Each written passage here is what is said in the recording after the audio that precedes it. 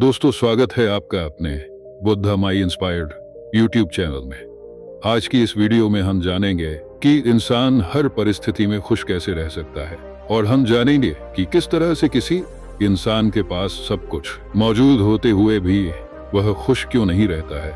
आज की इस बौद्ध कहानी के माध्यम से समझते हैं। तो चलिए कहानी की शुरुआत करते हैं। बहुत समय पहले की बात है। एक राजा जिसके पास इतनी धन दौलत थी कि अगर वो हर रोज दान किया करता या फिर उसे बांटा करता तो भी उसकी दौलत कभी खत्म नहीं होती। एक बार उस राजा ने अपने जन्मदिन पर एक बहुत ही बड़ा महोत्सव रखा और सभी लोगों को उसमें आमंत्रित किया। राज्य के सभी लोग वहां पर आए हुए थे। जो लोग जो कुछ भी मांग रहे थे वो उन्हें दिया जा रहा था। लोग राजा की जय जयकार रहे थे। राजा की प्रशंसा हो रही थी। राज्य के सभी लोग कह रहे थे कि ऐसा राजा ना तो आज तक हुआ है और ना ही कभी होगा। यह सब सुन राजा भी मन ही मन बहुत खुश हो रहा था। वह फूले नहीं समा रहा था। तभी राजा ने अपने राज्य में आए हुए सभी लोगों से कहना शुरू कर दिया कि मेरे पास इतनी जमीन है कि मैं भी नहीं जानता और उसे कोई भी नाप नहीं सकता। मेरे पास एक ऐसा अभूतपूर्व है जिसमें कोई भी शत्रु कभी नहीं घुस सकता। मेरे पास इतनी धन और दौलत है कि अगर मैं उसे रोज लुटाना भी चाहूं तो वह कभी खत्म नहीं होगी, और मेरे बल के आगे कोई भी शत्रु अपने घुटने टेक देता है। राजा अपने बखान में लगा हुआ था। वह अपनी बढ़ाई कर ही रहा था कि तभी उस भीड़ में से एक फकीर साधु बाहर आया। उस साधु ने राजा से कहा, है राजन, तुम्हारे पास कुछ भी नहीं है, फिर तुम भला इतनी अपनी बढ़ाई क्यों कर रहे हो? मुझे तो लग रहा था कि मैं ही गरीब हूं, लेकिन तुम तो मुझसे भी ज्यादा गरीब निकले। इतने लोगों के सामने जब फकीर ने राजा से यह सब कहा तो राजा को क्रोध आ गया। राजा ने तुरंत ही उस फकीर को कारागार में डाल दिया। अगले दिन उस फकीर साधु को राज्य सभा में बुलाया गया और उस फकीर से राजा ने कहा, अब कहो, तुम क्या कहना चाहते हो? इस पर वह फकीर साधु कहते हैं कि मुझे लगता था कि तुम्हारे पास धन दौलत ही नहीं है, लेकिन अब मुझे यह भी यकीन हो गया है कि तुम्हारे पास रत्ती भर दिमाग भी नहीं है। इस पर वह राजा और भी ज्यादा क्रोधित हो गया और उसने उस फकीर से कहा कि तुम हमारा अपमान कर रहे हो। हम चाहें तो तुम्हें अभी के अभी तुम्हें हम मृत्यु दंड दे सकते हैं। इस पर वह फकीर मुस्कुराने लगे और राजन से कहा, है राजन, किसी को कुछ देने के लिए हमारे पास भी कुछ होना चाहिए, लेकिन तुम्हारे पास तो कुछ भी नहीं है, तो फिर तुम भला मुझे क्या दे सकते हो?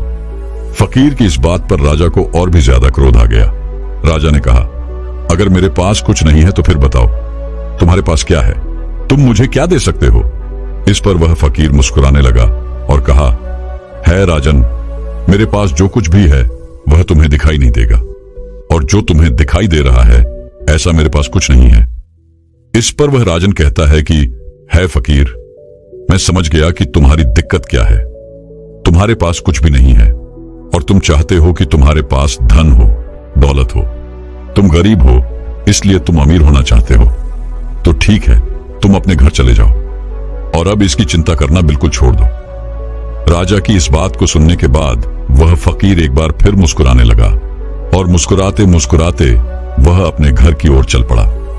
वह फकीर एक टूटी फूटी झोपड़ी में रहा करता था। जब तक वह फकीर अपनी उस झोपड़ी में पहुंचा तब तक राजा ने उस झोपड़ी में हीरे जवाहरात से भरे हुए कुछ थैले उस झोपड़ी में रखवा दिए।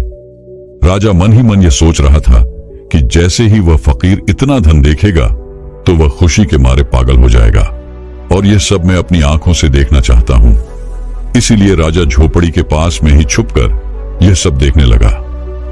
कुछ देर बाद जब वह फकीर अपनी झोपड़ी में आया तो उसने देखा कि हर तरफ हीरे ही हीरे फैले हुए थे और उसके सोने के लिए भी कहीं पर जगह नहीं थी। इस पर उस फकीर ने उन थैलों को निकालकर अपनी झोपड़ी से बाहर फेंक दिया और अपने सोने के लिए जगह बनाई।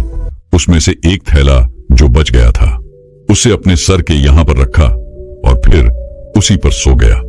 राजा ये सब देखकर बड़ा ही आश्चर्यचकित था कि भला ये फकीर कहीं पागल तो नहीं है।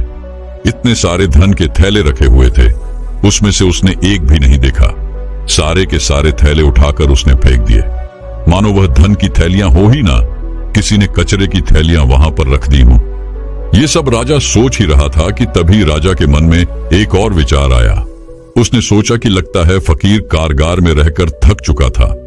उसे नींद आ रही थी, जिस वजह से उसने यह सारी थैलियां उठाकर बाहर फेंक दी। लेकिन जैसे ही वह उठेगा तो इन थैलों के अंदर जब इतना सारा ध्यान दिखेगा तो वह जरूर खुशी के मारे पागल हो जाएगा और जो कुछ भी थैले उसने बाहर फेंके हैं वह भी उठाकर वह अपनी झोपड़ी में ले जाएगा। अब राजा उस फकीर के उठने का इंतजार करने लगा। देखते ही देखते एक पैर बीत गया। वह फकीर नींद से उठा और उसने देखा कि आसपास जो भी थैलियां बची हुई थी उसे भी उठाकर उसने बाहर फेंक दिया और साथ ही साथ वह यह भी कह रहा था कि यहां पर किसने इतना सारा कूड़ा कचरा डाल दिया है। उस फकीर ने अपने झोपड़ी की साफ सफाई की और फिर बाहर आगे की ओर चल पड़ा। यह सब देख राजा बड़ा ही आश्चर्यचकित था। वह सोच रहा था कि लगता है शायद इसे धन की आवश्यकता नहीं है, इसे कुछ और ही चाहिए जिसके पीछे इस दुनिया के अधिकांश लोग पागल हैं और वो सब कुछ चाहिए। राजा ने उस फकीर के आने से पहले उसकी भी व्यवस्था उस झोपड़ी में करवा दी और फिर फकीर के आने का इंतजार करने लग गया। कुछ समय बाद जब वह फकीर वापस आया, अपनी कुटिया में अंदर की ओर प्रवेश किया तो उसने देखा कि कुछ लड़कियां फकीर का इंतजार कर रही थी, जो बिल्कुल जवान थी, जिनके अंदर यौवन कूट कूट कर भरा हुआ था। वे सभी अपनी अदाओं से उस फकीर को लुभाने की कोशिश करने लगी। तभी फकीर ने उन सब की तरफ ध्यान से देखा और कहा, बेटियों, तुम सब यहां पर आए हो तो खाना खाकर जाना, मैं सभी के लिए खाना बनाता हूं। उन फकीर ने सभी के लिए भोजन बनाया और सभी को भोजन भी खिलाया। वहां पर उपस्थित जितनी भी लड़कियां थीं, अब उनके पास कहने के लिए कुछ नहीं रहा था। तभी उन फकीर ने कहा कि हमारा मन साफ होना चाहिए, तन से कुछ नहीं होता और हमारा मन तब साफ होगा जब हमारा मन स्थिर होगा। मन की चंचलता हमें लूट लेती है, हम भटकते हैं और सिर्फ भटकते ही रह जाते हैं। लेकिन अगर मन शांत होगा, स्थिर होगा, तो हम उन ऊंचाइयों को पा सकते हैं जिसकी आपने कभी कल्पना भी नहीं की है। सभी लड़कियों ने एक एक करके उन फकीर का आशीर्वाद लिया और वहां से चल पड़ी, मानो वो सभी लड़कियां अपने पिता से मिलकर घर वापस जा रही हों। राजा ये सब देख रहा था और उसे ये सब देखकर बड़ा ही आश्चर्य हुआ। राजा एक बार फिर से सोच में पड़ गया कि आखिर इस फकीर को क्या चाहिए। इसने धन नहीं लिया, इसने उन स्त्रियों को भी खाना खिलाकर भेज दिया, तो फिर ऐसी कौन सी चीज है जो इस फकीर को खुश कर सकती है, जो इस फकीर को चाहिए। बहुत देर सोच विचार करने के बाद राजा के मन में एक और नया विचार आया और वह सोचने लगा कि एक ऐसी चीज है जिसके लिए लोग परेशान रहते हैं, जिसके लिए लोग षड्यंत्र भी रचते हैं और जिंदगी भर इसे पाने की कल्पना करते रहते हैं, लेकिन यह सबके भाग्य में नहीं होता। यह सब सोच विचार करने के बाद राजा फकीर की झोपड़ी में चला गया। फकीर ने जैसे ही राजा को देखा, उसने राजा से कहा, है राजन, आइए, आपका स्वागत है। इस पर राजा ने कहा कि मैं आज आपको एक उपहार भेंट करने आया हूं और यह उपहार ऐसी चीज है जो सबके भाग्य में नहीं होती, ये कुछ ही लोगों को मिल पाता है। इसके लिए लोग लड़ते भी हैं, मरते भी हैं और षड्यंत्र भी करते हैं और फिर भी यह उनके नसीब में नहीं होता। राजा ने अपना मुकुट निकाला और उस फकीर के सर पर रख दिया और कहा कि आज से आप इस राज्य के राजा हैं। इस पर वह फकीर मुस्कुराने लगा और कहा, है राजन, आप खुद इतने कंगाल हैं कि आपके पास ले दे करके बस यही तो एक चीज बची हुई है। अगर आप वो भी मुझे दे देंगे तो भला आपके पास क्या बचेगा। इस पर वह राजा और भी क्रोधित हो उठा। उसके अहंकार को ठेस लग गई। राजा ने क्रोधित होकर कहा, तुम एकदम मूर्ख हो, तुम्हारे पास खुद तो कुछ है नहीं और मैं तुम्हें देने की कोशिश कर रहा हूं तो वो भी तुम नहीं ले रहे हो और मुझे कंगाल बता रहे हो। मैंने तुम्हें सुख देने की इतनी सारी कोशिशें की, लेकिन सारी की सारी नाकाम रही। अब मुझे समझ में आ गया है कि तुम इसी कंगाली में जीना चाहते हो, तुम्हें यही कंगाली पसंद है। राजा के मुख से यह शब्द सुनते ही वह फकीर जोर से हंस पड़ा और कहा, जिसे तुम परम सुख बता रहे हो वो परम सुख नहीं बल्कि परम दुख है। तुम बता रहे हो कि तुम्हारे पास इतनी जमीन है कि कोई नाप नहीं सकता, इतना पैसा है कि अगर तुम बांटते रहो तो भी ये कभी खत्म नहीं होने वाला, और तुम ये भी कहते हो कि तुम्हारे बल के आगे शत्रु अपनी हार मान लेते हैं, अपने घुटने एक देते हैं। लेकिन राजन, तुम यह भूल चुके हो कि यह कभी किसी का नहीं हुआ, यह तुम्हारा भी नहीं होगा। आज तुम्हारे पास है तो ये कल किसी और का होगा और उसके बाद किसी और का यही प्रक्रिया निरंतर चलती रहेगी। इसीलिए मैं तुम्हें कंगाल बता रहा हूं। इस पर वह राजा फकीर से कहता है, फिर तुम क्या चाहते हो? मैं तुम्हारी तरह बन जाऊं, तुम्हारी तरह यह गंदे कपड़े पहनूं, तुम्हारी तरह कटोरा लेकर दर दर भटकता रहूं, भीख मांगता रहूं? क्या तुम्हें यही चाहिए? क्या तुम इसी को अमीरी कहते हो? अब की बार फकीर ने राजा से कहा, है राजन, धन दौलत, राजपाट और व्यापार यह हम सभी करते हैं और हम सभी को करना भी चाहिए, पर यह याद रखना चाहिए कि यह हमारे लिए है, हम इनके लिए नहीं। जिस दिन हम इनके लिए हो जाएंगे उस दिन हमारे जीवन में कोई भी मकसद नहीं बचेगा। हम केवल धन कमाना चाहेंगे, अधिक से अधिक धन, लोगों को मारकर, लोगों को गिराकर अपनी सत्ता बढ़ाना, लोगों की जिंदगियों से खेलना, बस यही सब मकसद रह जाता है। और जब ऐसा होता है तो सब कुछ गड़बड़ हो जाता है, कुछ भी सही नहीं रहता, क्योंकि जो कुछ भी तुम बटोर रहे हो ये तुम भूल चुके हो कि एक दिन ऐसा आएगा जब ये सब कुछ तुम्हें छोड़ना होगा और यह सब कुछ यही रह जाएगा। और उस दिन तुम्हें यह एहसास भी होगा कि जो कुछ भी तुमने कमाया था वो तुम्हारे किसी काम का नहीं, और फिर तुम अपने आप को गरीब ही महसूस करोगे। इस दुनिया में हर एक चीज हम मनुष्यों के उपयोग के लिए बनाई गई थी, लेकिन जैसे जैसे हम उन चीजों का उपयोग करने लग जाते हैं, हमारे मन में एक भ्रम सा पैदा हो जाता है कि ये सारी चीजें हमारी हैं, और हम इसके मालिक बनने की कोशिश करने लग जाते हैं, और हमें ऐसा लगने लगता है कि हमारे पास ही सब कुछ है, और हम अपने बड़े बड़े बखान भी करते हैं। और ऐसे भ्रम पालना अच्छी बात नहीं, जैसे कि तुम्हें हो गया है राजन। फकीर की इन बातों को सुनने के बाद राजा उन फकीर से कहता है कि ऐसी बातें तो कोई दरिद्र फकीर ही कह सकता है, क्योंकि उसके पास तो कुछ भी नहीं है। वो गरीब है और गरीबी में ही जिएगा और गरीबी में ही अपनी अंतिम सांसें लेगा। राजा की इस बात को सुनते ही वह फकीर एक बार फिर से जोर से हंस पड़ा और कहा, है राजन, तुम्हारे पिताजी इस समय मृत्युशैया पर लेटे हुए हैं। जाओ और उनसे पूछो कि उन्होंने अब तक क्या कमाया है। उस फकीर की बात को सुनने के बाद वो राजा तुरंत ही अपने महल लौट गया और अपने पिता के पास गया। वहां उसने देखा कि उनके पिता की तबीयत काफी ज्यादा खराब हो चुकी थी। राजा ने अपने पिता से पूछा, पिताश्री, मैं आपसे यह जानना चाहता हूं कि आपने आज तक क्या कमाया है, आपने आज तक क्या क्या इकट्ठा किया है।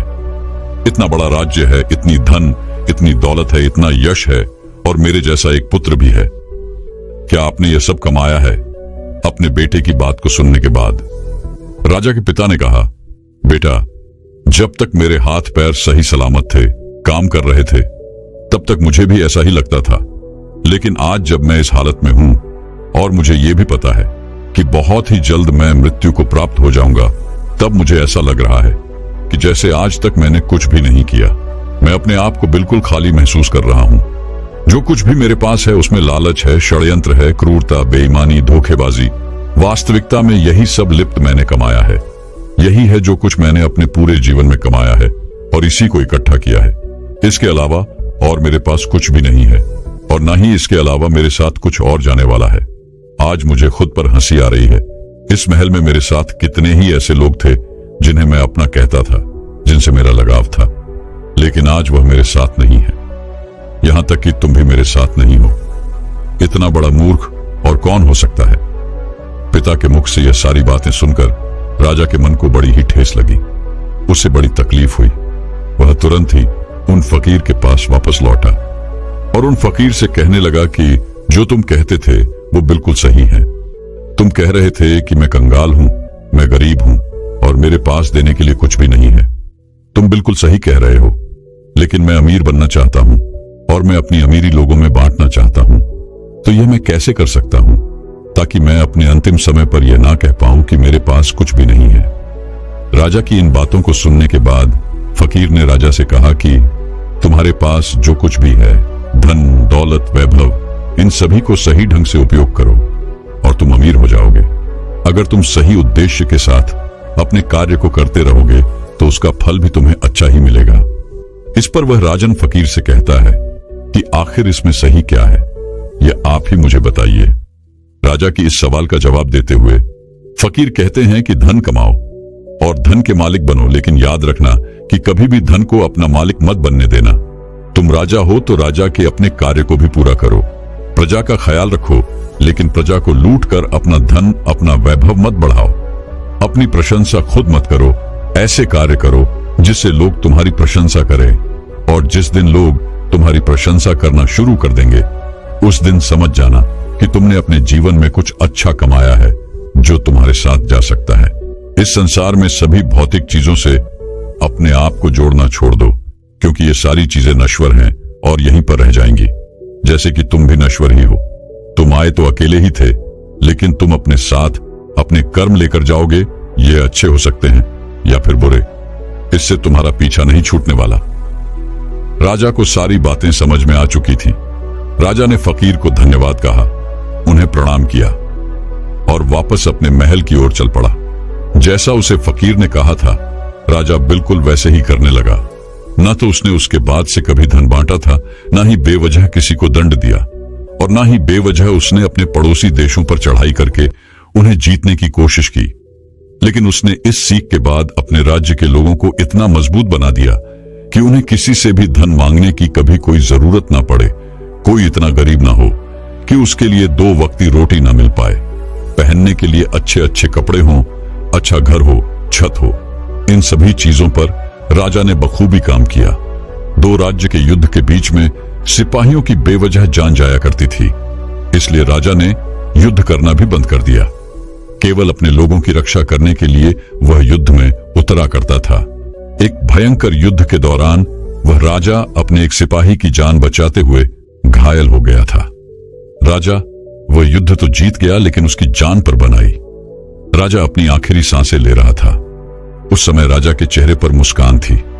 वह जोर से हंसा और कहने लगा, है फकीर, तेरा धन्यवाद कि मेरे लिए लोग इतना आंसू बहा रहे हैं, मेरी प्रशंसा कर रहे हैं और मेरी फिक्र भी कर रहे हैं। मैंने इतना कुछ कमा लिया है कि लगता है मैंने कुछ नहीं कमाया। मैं खाली हाथ आया था और खाली हाथ ही जा रहा हूं। ना मेरे पास कुछ अच्छा है और ना ही कुछ बुरा। तभी अचानक वह फकीर राजा के पास आया और राजा से कहने लगा, अरे इतनी क्या जल्दी है, अभी तो तुम्हें और शासन करना है। उस फकीर ने अपनी पोटली से एक औषधि निकाली और राजा को पीला दी। देखते ही देखते वह राजा बहुत ही जल्दी फिर से स्वस्थ हो गया, और जैसे ही वह पूरी तरह से स्वस्थ हुआ, वह वापस उस फकीर से मिलने उसी झोपड़ी में चला गया। लेकिन जब वो वहां गया तो बिल्कुल भी हैरान रह गया, क्योंकि वहां पर कोई फकीर नहीं था। वह फकीर कहां गया, ये किसी को नहीं पता। दोस्तों, कुछ इसी प्रकार हम अपना जीवन सिर्फ धन कमाने में लगा देते हैं। जीवन भर हम उस धन को कमाते हैं जो धन हमारे किसी काम का नहीं। हम ऐसी ही चीजें इकट्ठा करते रहते हैं, और आखिर में अंतिम समय आने पर हमें यह एहसास होता है कि हमने सब कुछ कमाकर भी कुछ नहीं कमाया, और हमारे साथ सिर्फ हमारे कर्म ही रह जाते हैं। दोस्तों, अगर ये वीडियो आप लोगों को पसंद आई हो तो प्लीज वीडियो को लाइक करके चैनल को सब्सक्राइब कर लेना, ताकि ऐसे ही ज्ञानवर्धक वीडियो आप लोगों को हमेशा सबसे पहले मिलती रहे। धन्यवाद दोस्तों। तो मिलते हैं अपने अगले वीडियो के साथ।